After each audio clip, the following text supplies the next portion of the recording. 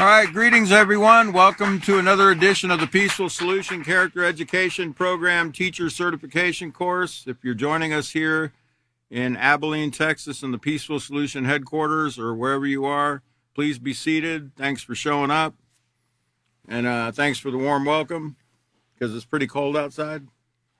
And if you're joining us online, again, you can go to the top of the Facebook page there, and there's a drop-down menu with all the intermediate series Peaceful Solution books.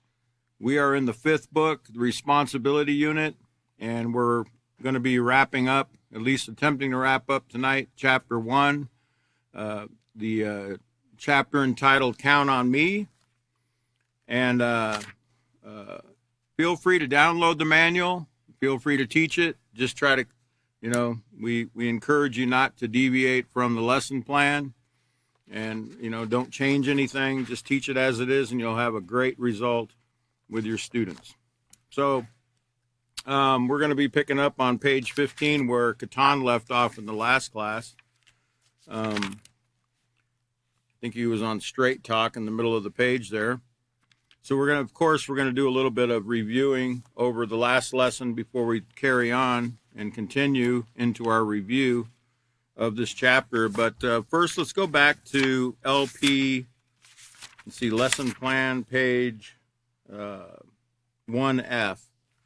And let's look at step 7 because that's what we're at right now, where it says, inform students that another important aspect of being responsible is to be accountable for their actions. And ask students what they think being accountable means. And of course, you're going to get various answers from your students. But then, always remember to always have them write down the actual Peaceful Solution definition, because that's the true definition, which is accountable means accepts responsibility for his actions and faces the consequences of his choices without blaming others. Again, accepts responsibility for his actions or her actions and faces the consequences of his or her choices without blaming others. And then it says, have students read the section. A is for accountability. That's where Catan left off in the last class. And choose a student to read the scenario. And have students answer and discuss the questions that follow. And I know Catan went over this word stress, that stressing to your students, making it important in their mind that we cannot learn from our mistakes if we're not accountable for our actions, if we're not accountable for them. And, stop blaming everyone and start taking responsibility for our own actions. And then it says on the top of page LP1, page G, create class discussion by having students tell about times they were responsible and felt trusted and appreciated because of their efforts, or times when they were irresponsible and had to face the consequences of their actions. Stress that a responsible attitude toward our duties and others can be its own reward, but an irresponsible attitude puts more work on others and can lead to distrust and resentment. Okay, so we're going to hop on over now to page 15, and we're going to be picking up again on straight talk. Now, it says, trying to hide that you have made a bad choice by blaming someone else. In fact, can you put up the first visual? Because I think I have this on a slide. Yeah, straight talk. There we go. Trying to hide that you have made a bad choice by blaming someone else is not going to change what you have done. Oftentimes, other people can see that you are the one at fault. So, the only person you deceive is yourself. It's like this illustration here of this, here's the blue crayon accusing the red crayon of writing on the wall, but it's quite obvious to mom who did it, right? Right? And usually it's the one that's pointing the finger at the other. Right? You know how they say in the out there's a saying, that when you point the finger at somebody, you have 3 pointing back at yourself, right? So he's pointing the finger and he's saying he did it. But mom, it's very obvious from his body language, his accusatory posture, in his words that he's the guilty party. It says, although it is not easy to admit you have made a bad choice, it can be done. If you want to build a responsible character, it must be done. In other words, we have to learn we do need to learn to be able to humble ourselves. Remember, humility is a positive character trait. Being humble, being willing to accept correction, being willing to admit, we don't have to be right all the time about something. We can admit that we've made a mistake or we've made a poor choice, bad choice, and move on from it. Or we can hide it, never really deal with it, and continue to have the stress, the guilt, all the feelings that you go through inside because you didn't, because you're harboring or hiding something that you've done that is wrong, the shame, the guilt, or whatever else that you're going through. You never get rid of it until you actually, confess it, and move on from it. So it says, so the next time you make a bad decision, can you put the visual back up? So the next time you make a bad decision, don't blame someone else. Be honest. There's a positive character trait. Be honest, courageous. There's another positive character trait. And admit your mistake. Courageous means, being able to, even though you're afraid, you still make the right decision. Even though you're going to have to probably suffer a consequence, you go ahead and you admit that you've done something wrong. And that's courage. That's true courage. It's not climbing Mount Everest. I know every time we used to see those character education posters in the school, the word courage would always have some guy bungee jumping or somebody climbing a high mountain or some kind of risk-taking behavior that could kill them, right? That's not true courage. That's the true courage is standing up for what is right, even though everyone else is going the other way, is going the wrong way. Or being responsible and for your actions, being accountable and admitting that you've made a poor choice, and then determine in your mind, once you admit it, that, hey, I'm going to not do that again. I'm going to do everything I can. I'm going to pick myself up, dust myself off, and get right back on track to a true moral character, as we're told to do. Okay, so be honest, courageous, and admit your mistake. Learn from it and be determined not to make the same mistake again. So it says on the lines below, rewrite the scenario. Remember the scenario on page 14 on the page to the left of you? You remember Jenny? She was going on the field trip. She was looking forward to it for a lot of several months. And then the night before the trip, she stayed up late, watched the movie. And in the morning, she was very tired because she was irresponsible the night before, stayed up too late, kept hitting the snooze button. And then she was late for the bus. And then she blamed the bus driver, how stupid he was because she didn't get there on time to the bus stop. And he had already taken off. She got mad at the bus driver. And then she gets to school. And, the bus has already taken off from the school to go on the field trip. And she's blaming, everybody on the bus that left her there. Okay? But notice, she didn't focus on the real cause of being late and the real cause of missing out on the field trip, which was her own irresponsible behavior. So she was mad at everyone the rest of the day, if you recall. And she even received a conduct form, no, not a great conduct form, but a bad conduct form. I think that's a bad report you send home to your parents when you don't behave at school. So that was her reward at the end of the day. She also got a bad conduct form. Okay, so we're going to rewrite that scenario there. We're going to see how it could go the right way if the right choices are made here. It says, make Jenny responsible and accountable for her actions in this scenario.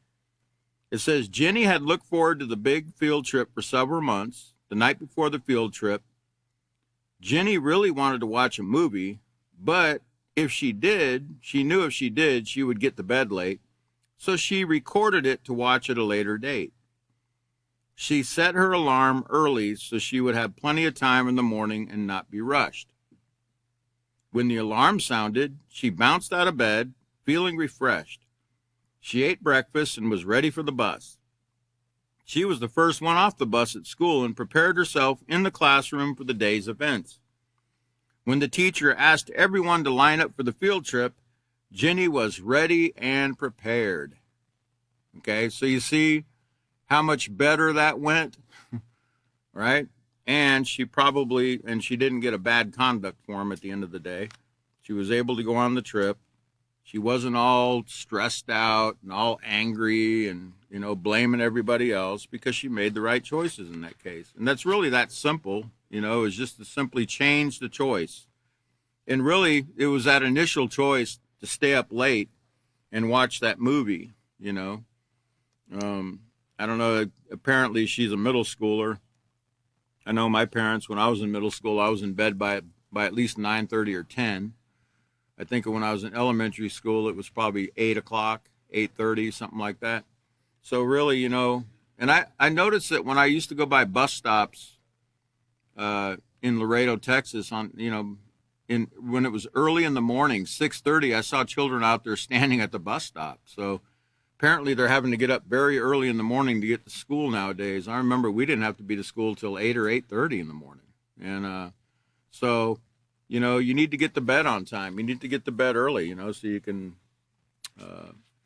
you can be ready for school, so you can be at your optimal level of learning, so you can have a clear mind and have a great attitude. When you get out of bed late, you stress yourself out and everybody else out the rest of the day because of that. So let's look at, we're going to skip over now I want you to read it on your own time about being responsible on page 16 and page 17. Again, it's something that you can have your students read and do a role play, and then follow the questions at the end that the lesson plan asked you to go over. For the sake of getting through this first chapter tonight, we're going to go ahead and skip that being responsible story, and we're going to go over to page 18. And we're going to go into what we've learned in this chapter, in chapter 1 of the Count on Me of the responsibility unit. Okay, so if you can put up the next visual, we're going to go over the first point that we've learned in this chapter, and that is, I am being responsible when I can be depended upon to fulfill my duties and obligations, as well as when I make choices that are positive. I'm going to read that again. I am being responsible when I can be depended upon to fulfill my duties and obligations, as well as when I make choices that are positive. Okay, and you see the boy here, he's got his nice folded laundry there. Now, hopefully he's responsible and puts it all in the drawers that it goes in. He doesn't just throw it under the bed or, dump it in the closet or something like that. Because responsibility requires us, remember, let's go back for a minute. Let's go back to page 3. Back to page 3. It's too funny. I'm teaching responsibility tonight, and I forgot my little notes I had for each one of these points that I have here. So I'm going to have to wing it. Hopefully I can remember all the pages that all those were on, but we'll do our best. Page 3 is where we're going to start at for this first point. It says in the third paragraph, it says, you learn how to be responsible through everyday tasks, interactions, and experiences. The tasks that we sometimes think are boring, like doing laundry or washing dishes or feeding the dog or taking the trash out. The tasks that we sometimes think are boring because they take us away from the fun things we want to do are often the ones that teach us how to be responsible. So the next time you're told to turn off the TV, close the back door, or feed the dog, don't get upset. You're being taught how to become a responsible person. If parents don't teach, responsibility to their children by giving them these different chores, then what do you think their house might look like when they move out? Well, how do you even know they're going to move out? If you don't teach them to do anything, they might want to just hang out with mom and dad the rest of their life, right? Because they're not going to be responsible to go get a job, you know. If you never teach them responsibility and just figure, well, they'll learn it on their own, eventually they'll figure this out, right? And I've heard people actually, that there's people that actually believe that you don't really have to teach them, they'll learn it naturally. Okay? That don't work too well.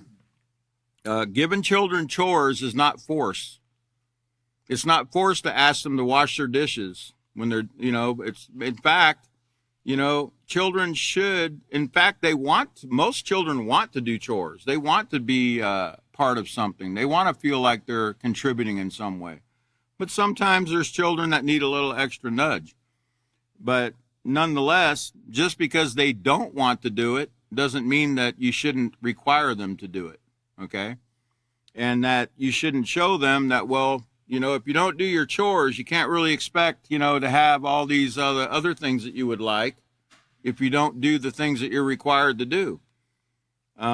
Otherwise, you're going to raise a very lazy young person, and you don't want to do that. None of us here want to do that. So you want to teach them age-appropriate chores. Of course, you're not going to have your 5-year-old washing dishes, or because there's too many. We're going to learn a little later tonight in the presentation that, even washing dishes, something as simple as washing dishes can be a life-threatening event if you don't wash them carefully, okay? You have to take that duty seriously. You have to take all your duties seriously, as we're going to learn as we go through this lesson here. Okay, so and also page 1, let's turn back to page 1, about where it shows that being responsible is important, where it says at your age, you most likely have chores around the house in addition to keeping your room clean. You have homework, and you might even have to help with a younger sibling. Well, guess what? Having chores and other obligations are great things. They help you learn how to prioritize, make decisions, and complete what you start. Simply stated, having responsibilities now will prepare you for your role as an adult.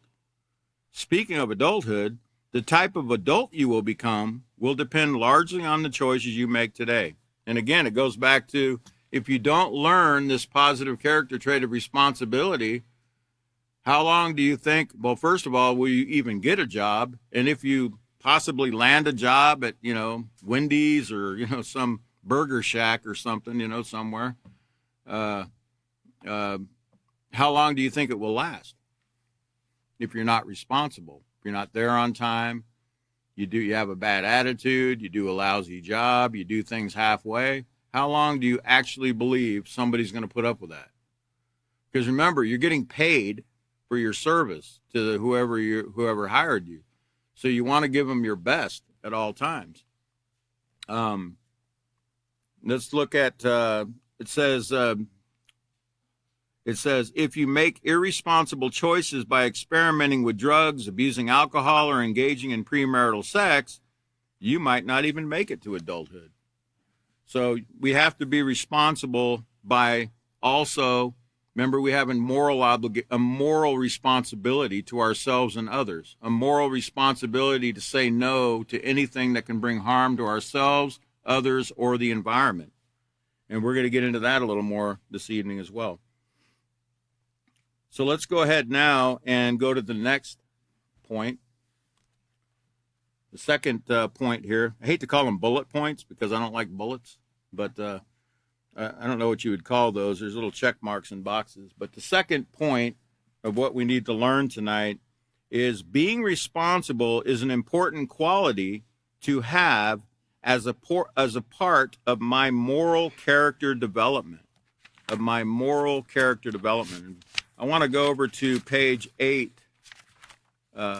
Page 8, let's look at page 8 and go over shared responsibilities, what we learned on page 8 in this chapter. It says, although we have different responsibilities, if everyone fulfills their duties as they are instructed, we could create a world where we can rely and trust others. Of course, some people have more responsibilities than others. A man with a family will have more responsibilities than his teenage son. A president will have the responsibility of taking care of his own family as well as the citizens of his country. Regardless of how varied our duties are, there are some responsibilities that should be shared by everyone. And those are what we call shared responsibilities, like being morally responsible to each other. And that's where a moral person's able to choose between right and wrong and is respectful of others. He would never intentionally hurt others or steal from them. When we lack moral responsibility toward each other, society suffers. And we've seen throughout all the various books that we've already gone over how, crime, the high crime rate in our society. We see the STDs. We see the drug addiction. We see the decimation and destruction, the contamination, the pollution, the defilement of the food supply, the water, the soil. We've gone over many things that show that society suffers from a lack of responsibility, okay, or moral responsibility to each other, not to bring harm to one another, okay. It says, by being morally responsible, we can avoid the hatred and hostilities that lead to violence and war. We see wars all over the earth. I think there's probably about 50 wars going on right now throughout the earth, where people are destroying property. They're killing one another. They're decimating infrastructure where people don't even have water, safe drinking water, and you see children filling up, little jugs from sewer-filled rivers. I think Chris showed us some pictures of that in one of his classes. It says, treating each other with respect by not being verbally or physically abusive are examples of being more morally responsible. Because remember the word moral, we learned it in the character unit. I believe it was on page 8 of the character unit. It was, thank you. Yeah, page 8. And it talked about that line between positive and negative character, and it talked about what the word moral meant. Morals are rules, and when a person is moral, he doesn't bring harm to himself, others, or the environment. Which is the next point on shared responsibilities, is responsibility for our environment. And the Peaceful Solution Character Education Program is unique in that there isn't going to be any other program that goes into the environment like that. You might see something about do not litter in like some of these other programs, not to litter, or that might be as far as they go. But we went not only into pollution as far as littering, we showed you from the ground up into the atmosphere what's taking place because people are not being responsible. People are not showing respect for the environment and each other, and how, the STDs are getting into the soil, into the water, into the atmosphere. We showed you many of those things that you'll never hear anywhere else, okay? But we showed you the proof that that's what's taking place, okay? That it says we are responsible for our environment. It says this is the only planet in the universe that we can live on at this time. We rely on our planet Earth to sustain our lives. Yet every day we deplete the Earth of its natural resources and pollute the air, land, and seas. Remember, we went over at least 3 classes about the rainforest in the Amazon rainforest, one of the rainforests. There's rainforests in different locations of the Earth, but the Amazon rainforest is probably the most popular, and probably they call it the lungs of the planet. I think it produces 20-something% of the Earth's oxygen alone. It says, remember how we showed how they were depleting the resources, and they were just going in and plundering the land, of all its resources for the sake of money, just making the almighty dollar. It says, even our food sources are polluted at this time. Food and water contaminated by pollution have been known to cause serious diseases within the human body. It's up to everyone to take responsibility for preserving and caring for our planet's natural resources. So it shows that we have a shared responsibility, that all of us need to be looking out for one another in our actions, in our thoughts. Remember, everything starts with a thought. So we have to be careful, that, when we start thinking, nah, it's not going to hurt anybody else what I do. No one's even going to know about what I just did. If I dump this toxic barrel into the ocean, I look this way and look that way, and there's, 1,000 miles of ocean between me. There's nobody looking. If I dump that barrel in the ocean, who's really going to know? How's that going to hurt anybody? What they don't know won't hurt them, right? Well, what's the other saying? What goes around comes around, right?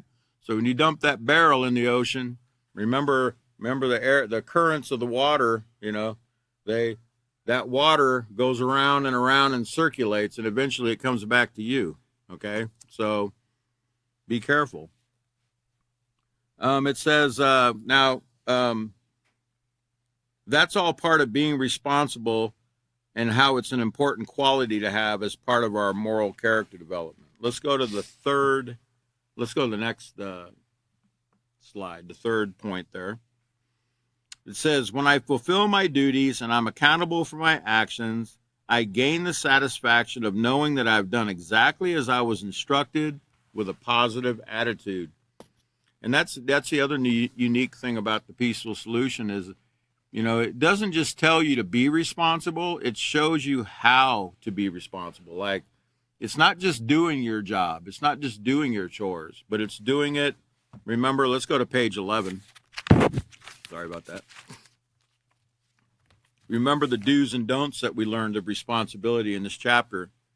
It says, if you look at the first paragraph there, under that first paragraph, it tells you that, it's not just doing the chore or doing the duty, the task or the obligation. It's completing the task within the given time, so doing it in a timely manner. It's having a positive attitude when we do it, and doing it as we're instructed. Okay, doing it as we're told to do, not having the spirit of Frank. Remember that? I did it my way. Right? No, we don't do it our way. We do it the way we were instructed to do it. Okay? And I know we might think we have a better way. And we might have a better way. Who knows? And there's nothing wrong with sharing your idea with your supervisor or your teacher or your parent or whoever's giving you the instruction.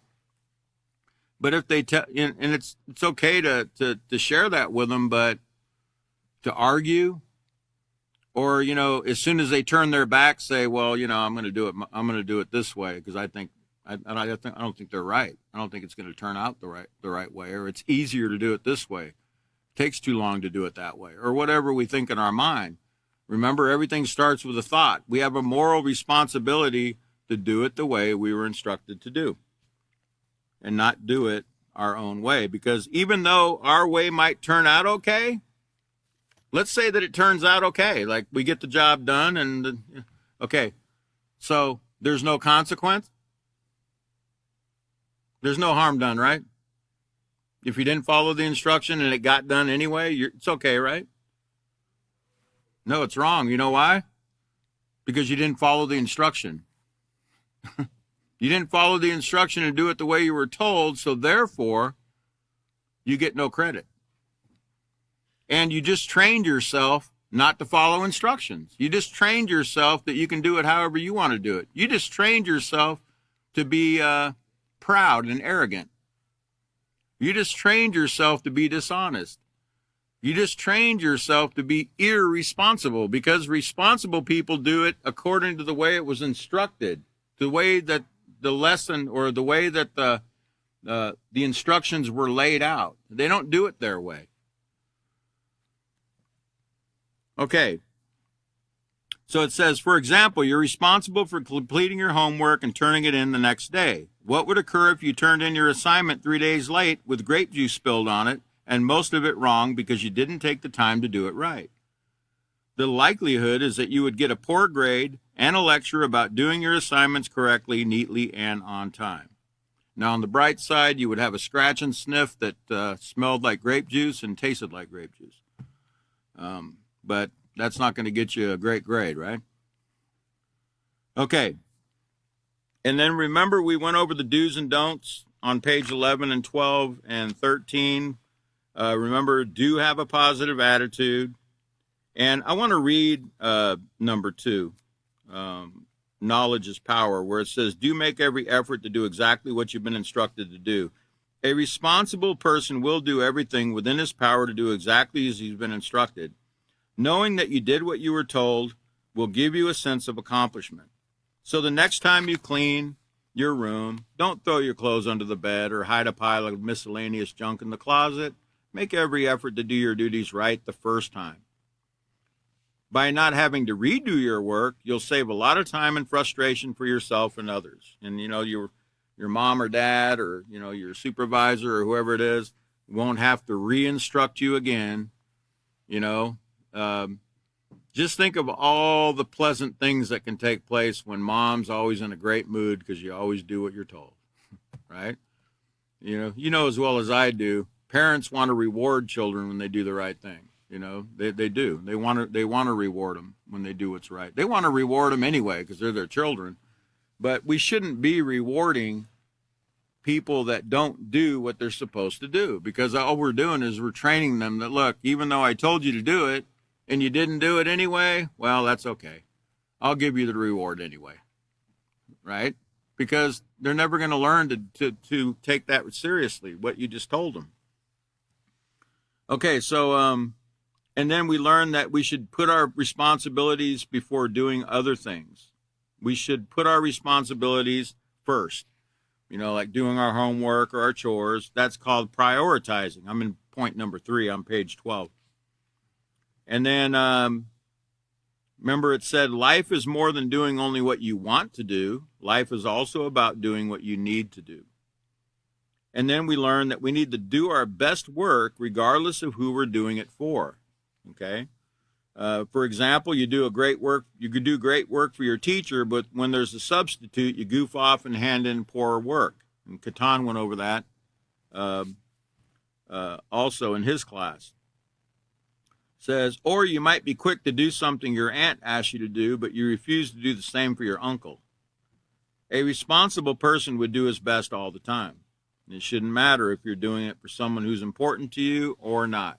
Okay, so we should always treat, remember, always, it goes back to the respect we learn in the respect unit. Always treat others the way we want to be treated. If you always treat others the way you want to be treated, then you'll always treat everyone with that same level of responsibility and respect. Okay, so, and then we learned that do take our assignments or duties that we're given seriously and complete what we start. And then we learned on page 13, don't approach our responsibilities with a negative attitude, because if we do, it's always going to turn out negative. It's always going to turn out, it's not going to be our best work. It's going to be, our work is going to reflect our attitude, the end result. And don't do them halfway. And remember, don't procrastinate. Don't put things off. Do them at the last second, etc. All right, let's look at the next point that we need to go over in the lesson. The next slide. I can demonstrate responsibility by being accountable for my choices and actions. And let's go over to page 14, where we learned about A is for accountability. And it says, another aspect of responsible character is the willingness to answer for your choices and behavior. This is called accountability. People who are accountable accept the consequences of their actions and learn from their choices they have made. People who are not accountable for their actions blame others for the choices they made and make excuses for their actions, as we learned in the story I just went over a little while ago about Jenny when we were going over straight talk. Okay. And then trying to hide, right? The things that we do that we shouldn't have done, and blaming other people for the choices that we make. On page 15, it says, accepting responsibility for your actions means being honest with yourself and admitting that you're wrong.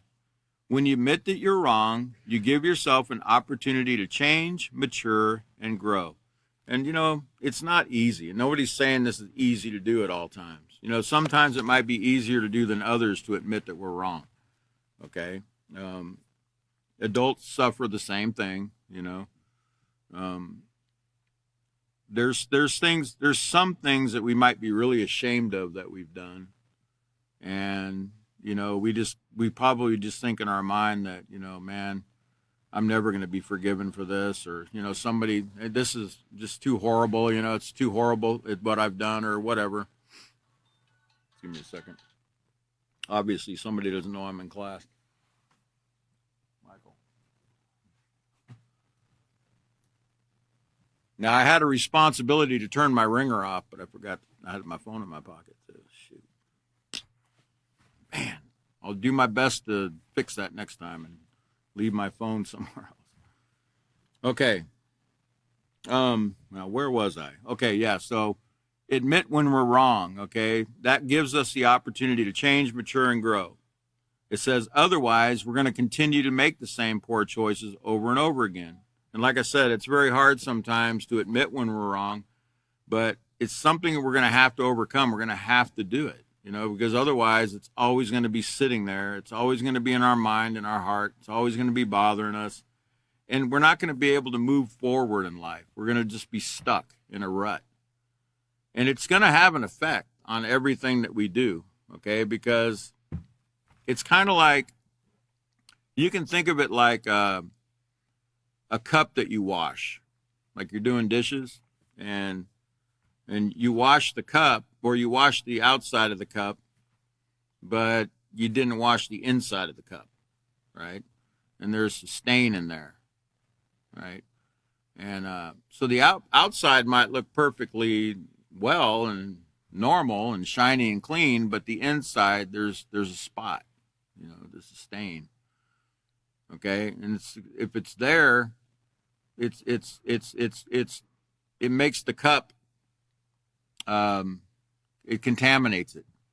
Okay, it's contaminating us. We got to get the contamination out. And the only way to do it is to confess it or admit that we've made that mistake or that poor choice, and then accept the responsibility of whatever consequence we have to face. Then we can move forward. Otherwise, and then remember, determine not to do it again. Just determine that, I'm going to do everything I can never to go that way again. But I'm telling you, it's not easy sometimes. I think we all have things that we've done that we feel like, I just don't see how, I'll ever, get over that. But the fact is, you can. Okay, that's why the Peaceful Solution's here, to train us and show us how it can be done, so we can change, mature, and grow, and we don't get stunted in our growth and stuck. It says, people who choose not to be accountable make excuses for their actions, or they shift the blame to somebody else. All right, so let's see. Let's go to the next point we're covering in this chapter, the next one. It's the next one, I think. Oh, accountability. I told you last class, I wanted to tell you the story of can you leave that picture up? That's one of our students in the Peaceful Solution, and one of her children down in Laredo. This young lady, her name is Robin Johnson. I got to tell you about Robin. I told you last class I was going to try to find the video testimony she gave for the Peaceful Solution, but it's buried somewhere. I couldn't find it. It's like treasure, you have to dig for it. But it really was a really great story about what she went through in the Peaceful Solution. I want to share it with you, because when she showed up at the Peaceful Solution program in 2017, I believe is when she came, in Laredo, Texas. She was from Compton, California, and she was rough. Okay. But so are all diamonds, right? They're rough. When you look at a raw diamond, they look pretty ugly. You'd probably throw it away if you didn't know it was a diamond, right? But she came in the classroom, and I wasn't the one that first started teaching her. It was another instructor. And when that instructor started teaching her out of the book, she told the instructor, I can't believe you're reading to me like I'm some stupid person. What do you think? I'm stupid? This is what she told the teacher. And then she started arguing with the teacher that, what are you trying to demean me by reading out of a book to me? I mean, she was very upset. The teacher actually had to call me and tell me that she was getting very quite rude, but not just rude, but aggressive with the teacher. I said, well, just let her know, that this is how we teach the class. And, she either has to, because CPS Center, Child Protective Services Center, her children had been removed from her. And, she had to take the class in order to be able to get her children reinstated back home and everything. So I told her, well, just let her know that's, this is how we do it. And she just has to either do it or she'll just have to leave. So the teacher told her, and I guess she thought about it for a minute, and she said, all right. So she came back in, she went through the class, and then she came to the next class, and her whole demeanor was changed. I guess it's probably because the teacher didn't say, oh, okay, well then get the hell out of here then. Right? The teacher was very kind to her, just let her know that, matter of factly, well, look, this is how we teach the program. We have a book, you have to learn from the book, right? And you have to take 17 classes in order to finish the class and this and that. And she gave into it. I mean, she calmed down. And so long story short, by the end of her 17 sessions, I think she was about in her 15th, 16th class, I got a phone call one afternoon. She said, I'm about ready to tell my boss just to take this job, and you know what? She goes, I'm really upset right now. What do you think I should do? And I was like, I was really impressed that she actually called, right, instead of doing what she wanted to do. And she asked me, I told her, well, what's going on? And she said, well, my boss is being rude to me. She seems like she's taking everything out on me. She won't leave me alone today. And I said, well, why don't you go in there and ask her, what you can do to help her to have a better day, or if there's anything that you've done to, upset her, or if there's anything that you can do to help her, right? And she goes, are you serious? I said, yeah. I said, that's what you learned in the Peaceful Solution. Just humble yourself to her and see what you can do. Well, she did. And guess what? She said the lady started crying, and the lady told her thank you, right? And she continued her job. Actually, she quit that job 2 weeks later. She got another job. Well, this other job she went to, she applied. She was trying to get a better paying job, so she went to a hotel. And that's the next thing I got to tell you about. It was very impressive. She was at the job interview, and she called us very excited to let us know about what occurred at her job interview. Well, she said that the man who was interviewing her for the job asked her, now, if I call your former employer, what are they going to tell me about you? And she said, well, they're going to tell you that when I do come to work, I work really well. In other words, I don't come to work all the time. And sometimes I come late. And she said, I got a CPS case open, and I'm having to go to all these different appointments, classes, and I have to go meet all these obligations because they want me to run here and there. And she said, I'm doing my best to get through this, so I can get my children back. She said, so I'll work whatever shift you ask me to, if you can just be patient with me. In other words, she was honest with the man. Completely honest about, and she said, I'm also a drug abuser. She says, I have a drug problem, but she says, I'm trying to overcome that. I'm taking a class and I'm trying to overcome that problem. She says, I'm doing better now. So you know what the man told her? He said, you're hired. He said, you just saved me a whole lot of time. He gave her the job, and she was so excited. I said, well, it pays to be honest. It pays to be accountable. It pays to be responsible. You told the man what he, and you didn't, he said, most people would have not told me what you told me. He said, nobody's ever told me anything like that before. He said, but I appreciate your honesty. He goes, that's what I want in this company. So he hired her, and it was a great story. So anyway, let me continue on the next slide. Let me see what we had next here. Okay. We learned that in some circumstances, our life and safety depend upon others taking their responsibilities seriously and fulfilling their obligations. Let's go over to page 4, where we learned about being responsible. Is it really that important? And remember, it said, let's see. It gives the example at the bottom of the page that, let's say that you're a child. At your age, you're not old enough to provide your own food, shelter, and clothing. If your parents or guardians fail to meet their obligations to take care of you by providing these basic necessities, as well as an education and love, you would certainly be affected in a negative way. Sadly, in this case, that's the case for many children in our society.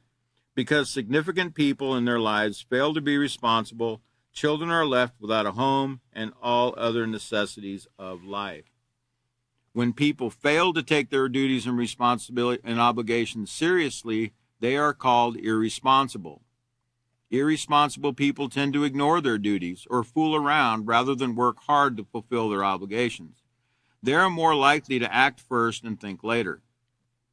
They either do not take the time to consider the consequences of their actions, or they have a nonchalant, it doesn't really matter attitude. As a result, they cause undue stress and frustration, as well as harm to themselves or others. Okay, and we also looked on page 6. If you can put up the next slide, I think I had a visual for this. No, the slide before. Yeah. It went along, that slide right there, that picture right there goes along with these 2 stories we learned about America West. Remember, the America West Airlines fired the pilots that were accused of drinking.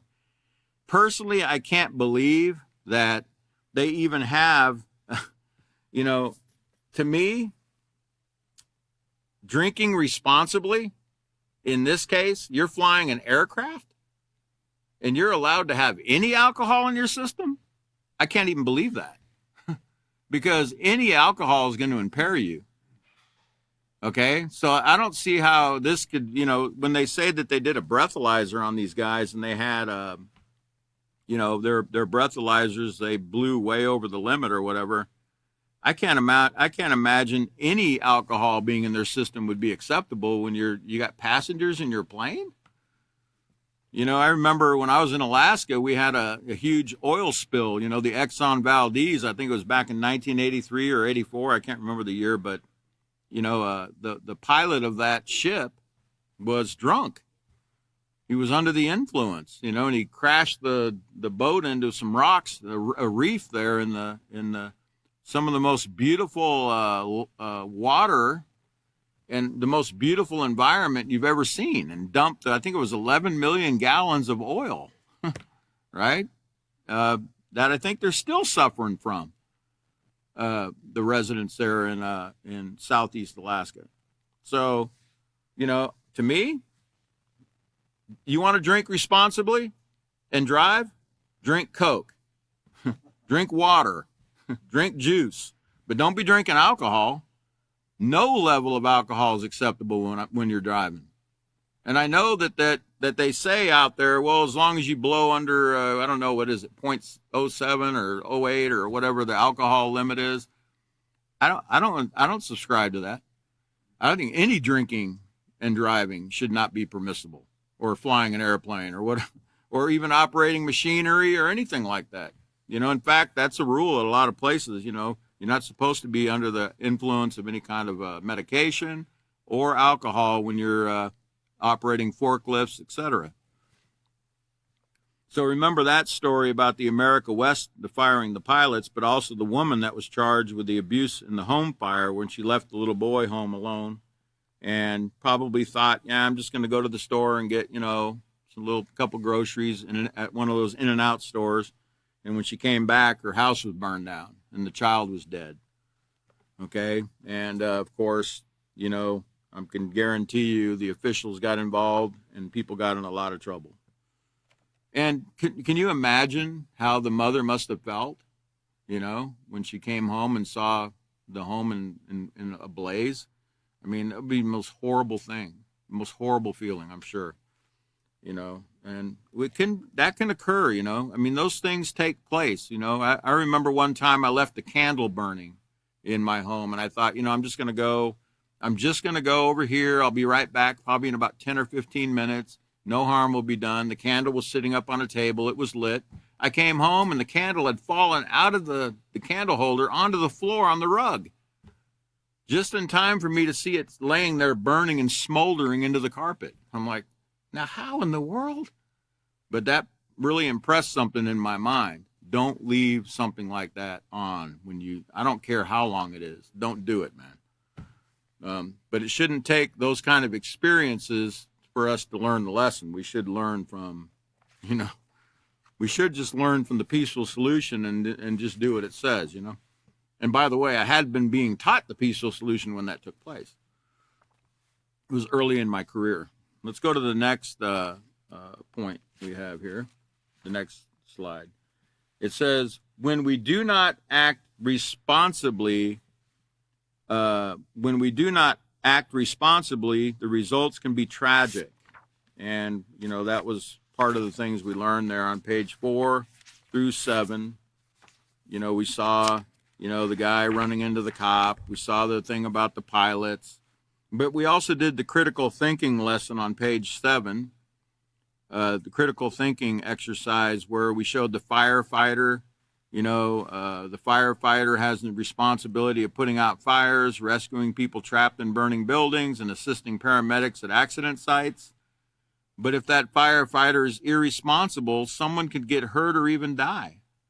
Homes could be completely consumed by fires, which could spread to nearby houses, wiping out entire neighborhoods, so other people could be affected by it as well. And then we learned about the teacher. The teacher's responsibilities include being on time, providing an atmosphere of learning and caring for students. They're responsible to fulfill lesson plans and offer every student the opportunity to learn, grow, and succeed. But if a teacher is irresponsible, students could be left without proper care or supervision. Students could slip through the system without receiving proper education, hurting their opportunity at future careers. I remember reading a story about Atlanta, Georgia. A whole school district was actually allowing students to cheat to pass them through the school. And I'm sure there was some kind of monetary incentive for all the teachers, to pass these students. But they were all systematically cheating and allowing students to cheat so they could get money. And they got caught. Well, what do you think that did for the children? Did the children benefit from that?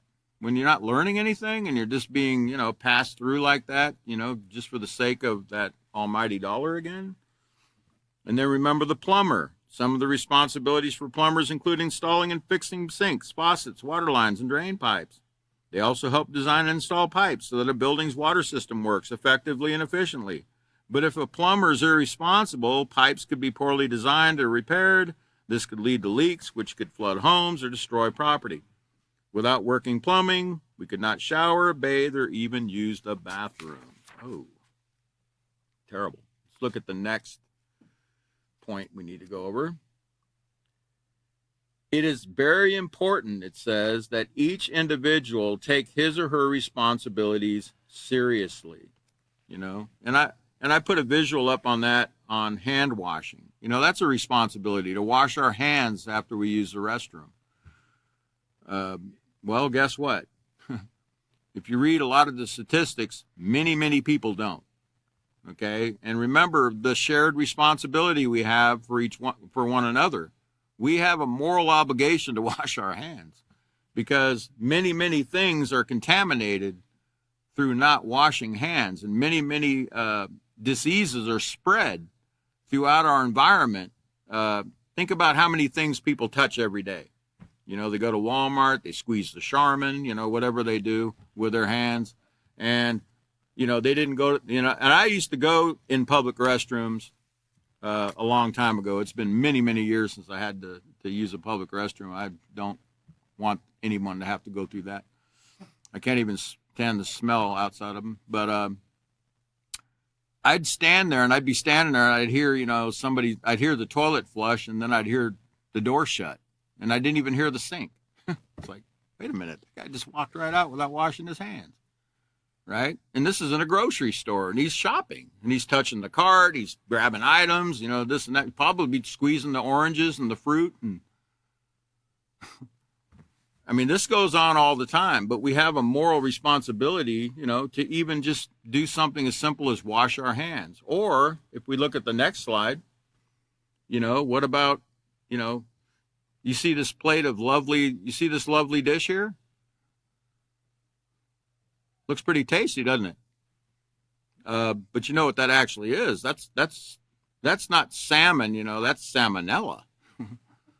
Salmonella and some other bacteria. You know, I know it looks like a purple dessert, but no, that's salmonella. You know, if you don't wash those plates properly and you leave particles on that plate, that's how important it is to take seriously that job that you're doing when you're even washing dishes. Because little particles left on plates or cups, it becomes not just a dish, but a petri dish of salmonella or some other bacteria that somebody gets in their stomach, and then they get sick. Okay? So you got to take these responsibilities very seriously.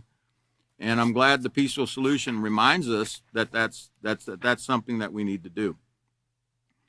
Always take it seriously what you do.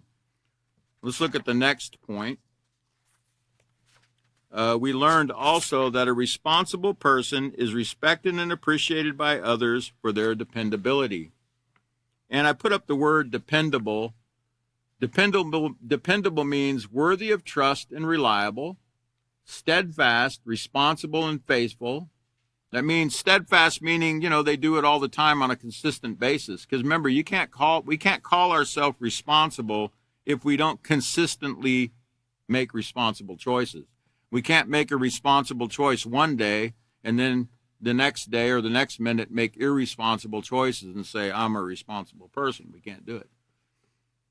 It also means capable of being counted on. Remember, that's the name of this chapter. You can count on me, okay? And reliable means to be able to produce great, what was that? Great, I can't read that. It's kind of, what's that? Capable of being counted on. Response time? We need a bigger, what's that thing? We need a bigger magnifying glass on that. I can't read it. Sorry. But I'll try to be more responsible next time and blow that thing up, man. I cannot, most of it's cut out. I can't even see it. But anyway, reliable and responsible go hand in hand, the definition. Okay, and also we learned about that on pages 3 and 9 about being dependable and someone that can be depended on and reliable. Pages 3 and 9. And I want to cover the last bullet point before the last point on this before we go. Let's look at it. It says, by learning to be responsible now, and the next slide. No. Okay, I think somehow or another this got,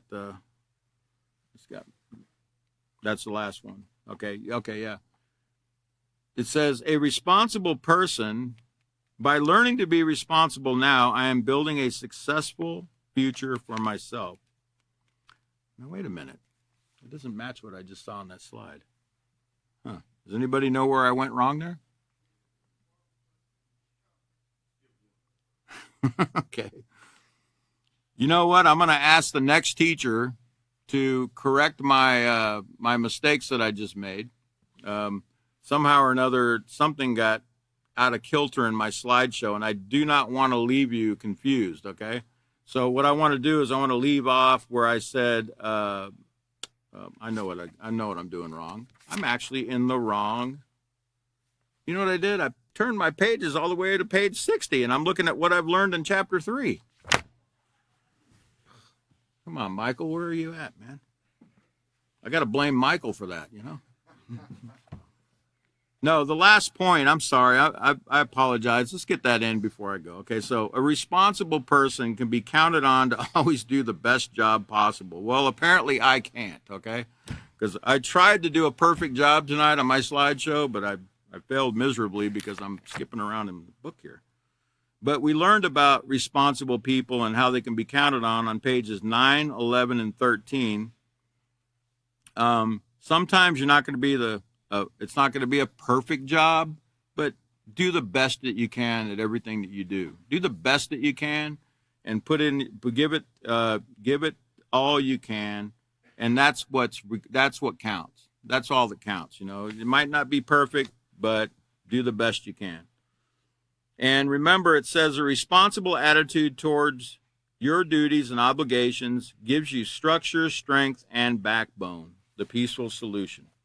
So that's where we're going to end tonight. We've ended chapter 1. We're going to be starting chapter 2 of developing a responsible character.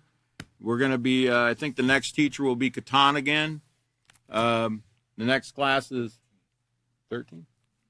We'll be on 12/13/2023 at 5:30 p.m. Central Standard Time. Hope you'll all be there.